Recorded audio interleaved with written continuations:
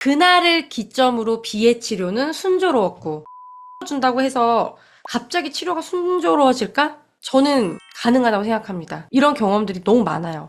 마음의 문을 안 열던 아이가 뭔가 하나의 를 던져서 그 아이에게 통했을 때 이게 뭔가 한 번에 도미노처럼 확 무너지듯이.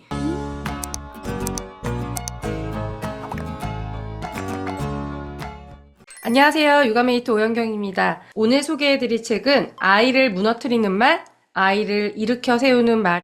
이 책은 일본의 소아청소년 정신건강의학과 병동에서 인증간호사로 10년 넘게 근무한 고독한이라는 작가가 쓴 책인데요. 이 정신건강의학과 병동에 다양한 어려움을 갖고 찾아온 아이들과 상호작용한 내용들을 소개하면서 여러 가지 대화의 기술들을 알려주고 있습니다. 당시 고등학생이던 아이가 입원해 있었는데 이 아이는 이제 공부 스트레스가 굉장히 많아서 이제 어떤 문제가 있어서 이 병동에 있었던 것 같아요. 그런데 매일 책만 펼쳐놓고 아무런 얘기도 하지 않고 멍하게 있는 모습을 이 선생님이 발견하고서 말을 건넨 거죠. 오늘은 날이 더워도 너무 덥네. 설마 내 가운이 다 녹아내려서 후딱 벗고 있는 건 아니겠지? 라고 혼잣말처럼 툭 말을 걸었대요. 포인트는 혼잣말처럼. 하지만 그 아이가 들리게끔 전략적으로 다가간 거예요. 그러니까 나한테 직접적으로 말한 건 아니니까 어때요? 좀 부담스럽진 않죠. 하지만 어때요? 귀는 열려있으니까 들리는 거예요. 그래서 이 아이가 씩 미소를 지어 보였다가 다시 이제 관심이 없는 모드로 돌아갔는데, 그렇게 얼마 지나자 하루는 이 아이가 다가와서 오늘도 날이 더운데 고독한 선생님 가운은 그대로네요. 녹지 않았네요. 이렇게 먼저 말을 걸어주었대요. 아무 의미 없는 시시껄렁한 이야기에는 아이가 자신을 있는 그대로 인정하게 해주는 힘이 있습니다. 저는 처음 만난 아이들이랑 금방 친해지는 편인데요. 처음부터 그랬던 건 아니고 저도 많은 아이들을 만나면서 경험을 쌓다 보니까 나름 터득한 방법이 있어요. 적극적인 아이들은 제가 먼저 말을 걸지 않아도 딱 제가 교실에 들어서면 선생님 누구세요? 뭐 저는요 오늘 이 옷을 입고 왔는데요. 뭐 이렇게 하면서 말을 걸어요. 그런데 좀 낯가림이 있는 아이들? 저를 경계하는 아이들. 근데 그 아이들도 저는 함께 이제 수업을 해야 됐잖아요. 그러면 그 아이한테 직접 말을 거는 것이 아니라 이 선생님처럼 그 옆에 가서 그 아이가 관심을 가질 만한 행동을 한다든지 다른 친구와 대화를 한다든지 이렇게 하면서 관심을 직접 두지 않는 그런 방법을 썼을 때 잘 따라와주는 경험이 있습니다. 그러니까 지금 제가 말한 건 유아기 아이들한테 친해지는 방법의 하나로 소개를 드린 건데, 지금 이 책에서는 청소년 아이를 대상으로 얘기를 하고 있습니다. 아이들의 마음의 문을 여는 방법은 연령과 관계없이 동일하다는 것을 다시 한번 느끼게 되고요. 이것도 식사 중에 이렇게 얘기하래요. 이 반찬이 너무 맛있어서 기절할 것 같아. 잠자리에 들기 전에는 오늘 밤에는 2억 시간만큼 자고 싶다. 이런 식으로 감정이나 단위를 과장하는 것만으로도 충분하다. 너무 좋죠. 아이들이 제일 좋아하는 거. 선생님 몇 살이에요? 선생님 100살. 그럼 막 깔깔깔깔 난리 나거든요. 과장해서 표현하는 거. 이게 이제 유머 상호작용이거든요. 저 선생님은 분명히 100살이 아니야. 100이라는 숫자 난 알고 있어. 근데 100살이라고 얘기하는 순간 웃음이 유발되는 거죠. 오늘 밤엔 2억 시간만큼 자고 싶다. 표현이 너무 좋은데요? 이런 거. 너무 맛있어도 좋지만 너무 맛있어서 기절할 것 같아. 쓰러질 것 같아. 이거 저도 진짜 많이 썼던 거. 아이들이 깨끗하게 방을 정리하잖아요. 그럼 제가 이제 선생님일 때 그 교실에 들어가서 왜 이렇게 깨끗해? 너무 깨끗하다. 이거 누가 한 거야? 여기까지도 좋잖아요. 근데 여기에다 그 감정과 이런 것들을 과장돼서 표현하는 거죠. 누운 다음에 떼고떼고 굴러요. 나 여기서 자고 싶다. 나 여기서 쉴 거야. 선생님 깨우지 마. 이러면 애들이 너무 막 신나하고 바닥에 미처 정리하지 못했던 그런 장난감까지도 아이들이 막 가서 정리를 하거든요. 그게 아이들입니다. 너무 좋고요. 저희 아이가 이제 사람들과 얘기할 때 목소리를 작게 하고 이렇게 표현을 잘하지 못했을 때, 뭐 한 5살 됐을 때 12살처럼 인사해볼까? 라든지 이렇게 초등학생처럼 오늘 목소리가 큰 거야. 이런 식으로 과장되게 아이의 나이를 과장하는 것도 제가 굉장히 많이 상호작용해서 강조하는 부분인데, 지금 부모님이 이미 아이랑 즐겁게 사용하고 있는 대화에서 한 가지를 짚어서 좀 한번 바꿔보세요. 그러면 아이의 반응이 달라지는 거 느끼실 겁니다. 훗날 기억에 남을 만큼 최대한 많이 웃겨주세요. 아이와의 관계를 어려워하는 부모님들한테 제가 꼭 드리는 질문이 있는데, 아이랑 하루 중에 눈을 마주치고 깔깔깔 웃는 그 시간이 어느 정도 되는지, 또는 내가 가장 오바웃스럽다고 생각하는 사랑 표현이, 애정 표현이 무엇인지를 적어달라고 해요. 그래서 그걸 보면 좀 더 부모님이 생각하는 어떤 지표와는 좀 다른 점들을 찾아낼 수가 있거든요. 같은 맥락이라고 생각이 드는데, 저는 틈날 때마다 아이들을 웃겨주려고 노력하지요.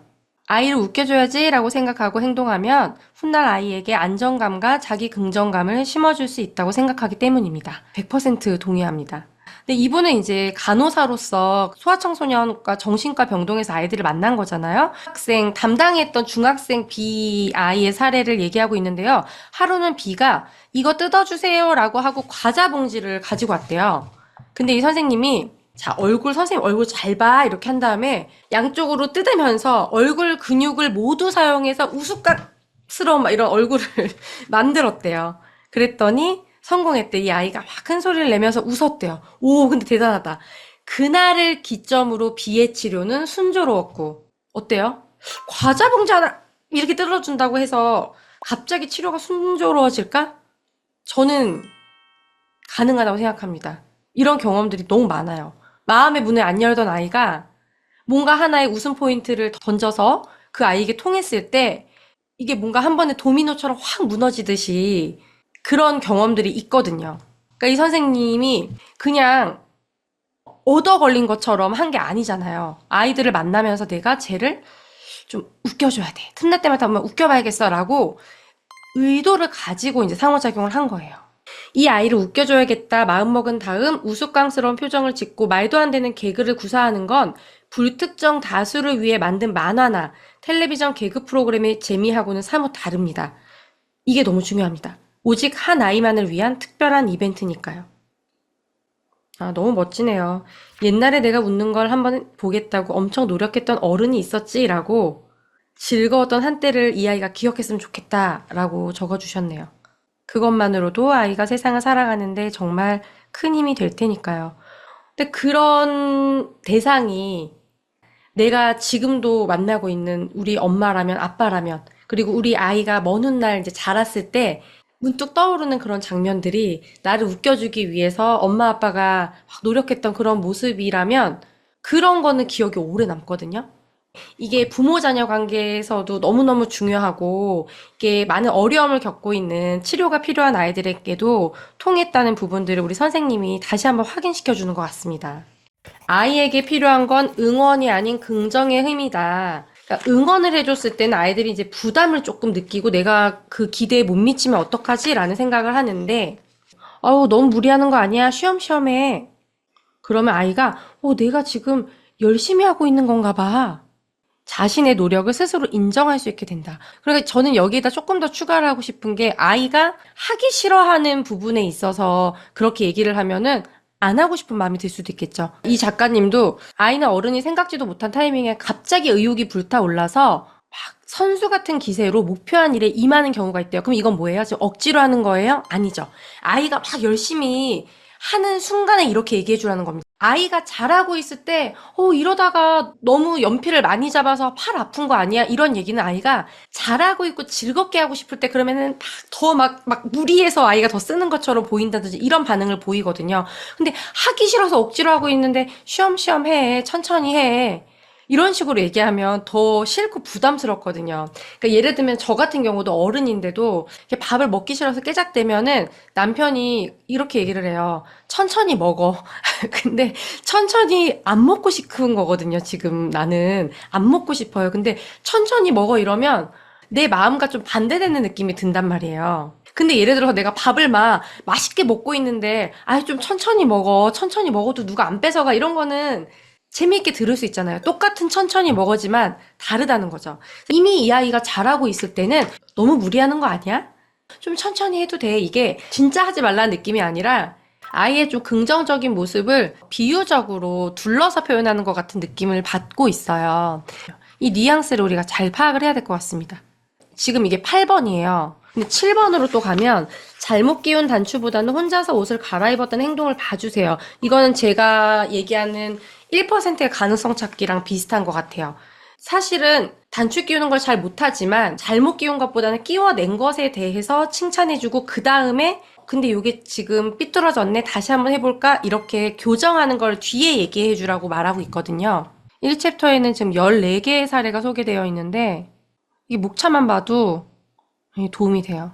반복적으로 내뱉는 말에는 다른 속내가 있을지도 모릅니다. 부모님들 실어병 걸렸어요 이러면서 실어라는 말 너무 많이 하는데 이거 어떻게 해야 되냐 이런 고민들 많이 하시는데 이 작가님은 이렇게 얘기하고 있습니다. 아이들이 자주 말하는 실어에는 어른이 상상도 할 수 없을 정도의 많은 의미를 내포하고 있을 때가 많습니다. 저희 아이는 지금 4학년인데도 실어라는 말을 할 때가 있어요. 언제냐면 뭔가 우리도 트러블이 있을 때 제가 항상 뭐 육구 읽어주기를 하거나 항상 훈육 대화를 할 수는 없잖아요. 처음부터 한 개서 정도 나갈 때 있거든요. 그러면 어김없이 나와요. 싫어. 싫어. 그러면 이제 그 말에 저도 자극을 받죠. 그런 말에 화나는 거는 저도 똑같은 엄마지만 알고 있어요. 그 싫어의 의미가 진짜 싫어가 아니라는 거를. 근데 너무 화가 나면 알아도 모른 척 하고 싶거든요. 근데 그러면 훈육에 성공할 수가 없죠. 처음부터 내 감정 조절이 안 돼서 한계 설정을 했더라도 아이가 싫어라는 말이 나오면 그 말을 우리가 먼저 해석하도록 노력을 해야 되는데 이제 연령이 어린 아이들 같은 경우에는 내가 무엇을 원하는지를 자기 감정을 잘 모르기 때문에 다 싫어라는 말로 표현하는 경우가 있고 점점점 연령이 높아질 때는 내가 원하는 게 있지만 그 상대방이 이제 부모님이 되겠죠. 부모님이 얘기하는 것을 따르고 싶지 않을 때 반항적으로 이제 싫어라는 얘기들이 나오기도 하죠. 근데 어떤 경우에서든 우리가 아이가 진짜 원하는 것이 무엇인지 그 욕구에 집중하는 연습과 관찰 이런 것들은 필요합니다. 아이들이 자주 말하는 다의어. 그러니까 이 한 가지 말에 여러 가지 의미가 숨어 있다는 건데 그것을 찾아보라고 이렇게 표로 정리를 해뒀습니다. 그러니까 여기에 소개된 거는 극히 일부에 불과한 거고 무슨 뜻인지는 정확하게 모르더라도 어쨌든 이 말을 반복하고 있다는 거는 아이의 마음속에 무언가 지금 힘들고 도움이 필요한 그런 상황이 있다는 거예요. 그러니까 더더욱 우리 아이를 조금 더 관찰하면서 즐거운 상호작용들을 통해서 아이의 반응을 살피면서 이 아이가 마음의 문을 열고 부모님에게 먼저 좀 말을 걸어줄 수 있도록 또는 부모님이 말을 걸었을 때 아이가 그 대화에 아이가 참여할 수 있도록 정서적인 안정감을 주는 것부터 시작하시면 어떨까라는 생각이 듭니다. 아이가 당신 앞에서 열심히 무언가에 관해 이야기한다면 이 사람이라면 내가 하는 이야기를 다 이해해 줄 거야 라는 믿음이 있기 때문인데 그랬을 때 아 그래? 아 그랬구나 이렇게 반응을 하면 갑자기 마음이 좀 제가 요즘에 너무 바빠가지고 몸 컨디션도 안 좋았어서 지금 목소리도 컨디션이 많이 안 좋잖아요. 정말 끊임없이 저한테 얘기를 하거든요. 근데 요즘에 그랬어, 그랬구나 그런 반응을 많이 했던 것 같아요. 뭐랄까 기계적으로 반응이 나왔던 거죠. 그러니까 이제 아이가 크니까 그러니까 뭐가 그런데? 그거랑 상황이 안 맞잖아 이렇게 얘기를 한 게 지금 기억이 나면서 내가 들어줄 거라고 생각해가지고 계속 그거를 얘기를 한 건데 너무 미안해지네요, 갑자기. 네. 반성하게 됩니다. 또 육아서를 읽다 보니까 제가 왜 이렇게까지 약간 감정이 오버스럽게 나오냐면 그렇게 했을 때 아이가 고개를 획 돌려서 들어가서 방문을 쾅 닫았거든요. 그래서 이제 그거는 또 시간을 내서 좀 훈육을 했었고 그 다음에 또 다시 사이좋은 모녀 사이가 됐지만 이게 조금 더 친절하게 지금 이야기를 들어줄 수 없었던 이유에 대해서 얘기해주고 이따가 엄마가 좀 얘기를 듣겠다고 할 걸 그랬네? 라는 생각이 듭니다, 지금. 왜냐면 두렵거든요. 아이가 이렇게 느끼는 게 싫거든요. 이 사람은 내가 하는 말에 관심이 없구나. 라는 실망감과 함께 앞으로는 시시콜콜한 이야기를 할 필요가 없겠구나. 하는 좌절을 맛보게 됩니다. 그리고 부모를 향한 마음의 문을 닫아버리게 되기 쉽습니다. 이거 우리가 제일 두려워하는 거 아닌가요? 아이를 키우는 부모로서? 근데 그거를 주의해야겠습니다. 우리 같이 주의하시죠. 그러면 어떤 식으로 아이에게 반응을 해야 될까요? 무슨 일이야? 너무 궁금하다. 살짝 열띤 목소리로 그래? 뭐야? 그런 일이 있었어? 너무 궁금한데? 적극적으로 들으려는 자세를 보여주고 우와 대단하다. 더 자세히 알려줘. 라는 말 한마디는 아이의 눈을 더욱 반짝거리게 할 거예요. 저도 이렇게, 보통은 이렇게 아이랑 대화를 많이 합니다. 항상 그런 건 아니에요. 근데 부정적인 반응으로 상호작용할 때가 있는데, 이렇게 육아서를 보고 쓴 리뷰들을 보면 그런 걸 가끔 볼 수 있어요. 뭐, 죄책감을 자극하는 육아서가 아니어서 좋았다. 뭐 어떤 거는 너무 이걸 읽는데 마음이 무거워졌다. 뭐 내가 되게 잘못하고 있는 것 같았다. 이런 리뷰들을 보게 되거든요. 그런데 어떻게 이 책에 나와 있는 대로 다 내가 하고 있겠어요. 그러니까 어떻게 보면은 육아서를 집어 들었다는 거는 그 안에서 내가 뭔가 느끼고 깨달을 것이 없어도 이상하잖아요. 당연히 있을 수밖에 없는 건데 죄책감을 느끼지 않으셨으면 좋겠어요. 제가 지금 이걸 보면서 얼마 전 장면이 떠오르면서 아이한테 미안해진 마음이 들었지만, 죄책감은 아니고, 그냥 어떤 새로운 다짐이 되는 것 같아요. 다음번에 또 같은 장면이 언젠가 또 먼 훗날에 있으면 또 같은 실수를 할 수도 있겠죠, 저도. 당연히. 근데 오늘 만약에 우리 아이가 저에게 바쁜데 와서 쉴 새 없이 말을 건다면 적어도 오늘만큼은 그렇게 말하지 않을 것 같아요. 육아서는 그런 힘이 있는 것 같아요. 다시 한번 펼쳐봤을 때, 이미 알고 있는 내용이라고 생각해도 내가 다시 한번 그것을 상기시키고 다짐할 수 있다면 그것만으로도 너무 소중한 기회가 아닌가 그런 생각이 들고 이 책을 읽으면서 또 어제보다 오늘 더 성장한 부모가 되는 게 아닌가 이런 생각이 또 들었습니다. 오늘 되게 감성적이네요. 이 책이 저를 감성적으로 만들고 있어요. 이것도 너무 슬프다. 부모의 짜증은 아이를 착한 아이로 만듭니다. 이 작가님이 소아청소년 정신건강의학과 병동에서 임상 경험을 10년 이상 축적하면서 얻은 결과라고 합니다. 착한 아이를 부모가 만든다. 자, 예를 들어서 아이가 집에 와서 막 물건을 던지거나 막 바닥에 들어 눕거나 막 소리를 질러요. 그럼 부모님들이 어떤 생각을 할까요? 제가 무슨 일이 있지? 제가 갑자기 왜 저러지? 뭐 학교에서 무슨 일 있었나? 이렇게 생각을 하는데 어른과 아이의 입장을 바꾸면 그렇지 않다는 거예요. 부모가 바닥에 물건을 던지거나, 막 소리를 지르거나, 이런 모습을 보인다면, 아이는, 누구랑 싸웠나? 엄마한테 무슨 일이 있나? 라고 생각하기보다, 내가 뭘 잘못했지? 라고 몸이 움츠러드는 경우가 다반사입니다. 이건 마음의 성숙도 차이 때문이라고 하는데요. 이 내가 부모와 분리되어 있는 독립적인 객체라는 것을 아이가 인식하기 전에 이런 부분들이 자아 정체감이 건강하게 형성되기 전에 이제 이런 부모님들의 모습들을 보이면 부모님과 나를 동일시하기 때문에 아이들은 그 부모님의 행동의 원인이 나에게 있다라고 아이들이 오해를 하게 된다는 거죠. 그런 나와 타인의 경계를 명확히 할 수 있는 능력이 없다는 겁니다. 그렇기 때문에 이 짜증은 이 아이의 것이고 이 원인이 나에게 있다고 아이들이 오해하게 된다. 뭐 엄마가 되고 나서 아이를 키우고 나서 이렇게까지 내가 화가 많은 사람인지 몰랐어요. 이런 말씀들을 많이 하시거든요. 그러니까 이렇게 아이랑 육아하는 과정 안에서 우리 부모님들이 화를 내게 되는 상황들이 생기잖아요. 그거는 더더욱 어떻게 그 화살이 나에게 있게 느껴지는 거죠. 근데 이런 감정들의 아이들이 계속 노출이 되면 어떡해?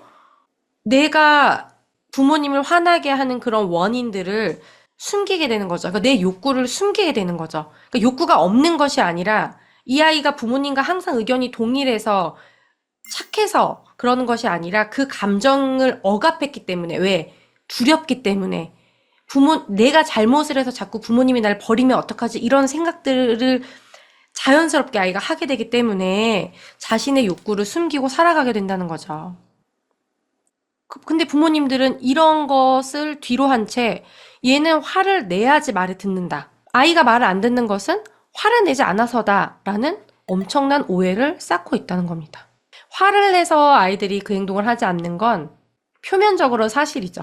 화를 내니까 안 해요. 근데 안 함으로 인해서 그 안에 골마 들어가고 있는 다른 부분들이 안 보이는 거죠. 그래서 무조건적으로 공감하고 허용하는 양육 태도도 문제가 되지만 강압적으로 억압하고 권위적으로 대하는 양육 태도도 문제가 되는 거죠. 근데 이거는 비단 최근의 이야기만이 아니라 애정과 통제의 균형을 이루는 것이 바람직한 양육 태도라는 거는 벌써 오래전부터 이론들을 통해서 검증이 된 건데 정보가 너무 많아서 자꾸 선택적으로 정보를 취하다 보니까 문제가 생기는 거지 이 두 가지 다 중요한 거죠. 무조건적인 허용도, 억압하는 한계 설정도 둘 다 안 되는 것이고, 그러니까 이 두 가지의 균형을 잡는 바른 양육의 기준이 있어요. 근데 왜 그거를 빼고 자꾸 양극단에서만 설명을 하는지 좀 답답할 때가 있습니다. 지금 소개한 건 이제 3장에서 아이와의 소통을 귀찮아하지 않기라는 부분에서 소개를 드린 건데, 네 번째 장에서는 아이의 마음을 지켜주기 위해 꼭 알아둬야 할 것으로 해서 이 아이들이 여기까지 오기 전에 분명히 도움을 줄 수 있는 부분들이 있었을 거예요. 그래서 이 아이들의 마음을 좀 단단히 만들어주는 상호작용들, SOS의 요청을 빨리 알아차리는 방법이라거나 도와달라고 말한 부분은 확실하게 도와주세요. 도망치는 방법을 알려주세요. 괜찮아라고 물으면 괜찮다고밖에 대답할 수 없어요. 이렇게 아이들을 구체적으로 도와줘야 되는 방법들에 대해서 친절하게 그리고 명쾌하게 아주 센스 있게 알려주고 있습니다. 그리고 마지막까지 놓치지 않은 거 이것도 너무 좋았는데 마지막 장은요. 어른의 마음도 지켜야 합니다. 자녀에게 이렇게 해주세요 라는 말들을 쭉 하다가 마지막에 이 부모 자신의 마음을 지키는 방법까지 함께 소개하고 있어서 너무 완성형인 책이다라는 생각이 들었는데요. 이 아이를 무너뜨리는 말, 아이를 일으켜 세우는 말 사실 많은 책들이 대화에 대한 걸 담고 있다고 하지만 대화 외적인 부분들을 길게 설명해 놓은 책들이 많거든요. 근데 조금 더 현실적으로 바로 아이한테 쓸 수 있는 그런 대화들이 많고 무엇보다 이제 제가 부모님들한테 많이 소개해드리고 저희 이제 훈육 알고리즘, 훈육 대화에서도 사용하는 그런 방향의 문장들이 굉장히 많아서 아이와 소통하고 싶은데 방법을 몰라서 고민하고 있는 부모님들, 아이에게 고민이 있는 것 같아서 좀 깊은 대화를 나누고 싶은데 아이가 마음의 문을 열지 않아서 고민을 하고 있는 부모님들이라면 이 책이 많은 도움을 드릴 거라고 생각합니다. 다음 영상도 기대가 되신다면 댓글로 남겨주시고요. 저는 또 좋은 내용으로 다시 찾아오겠습니다. 감사합니다.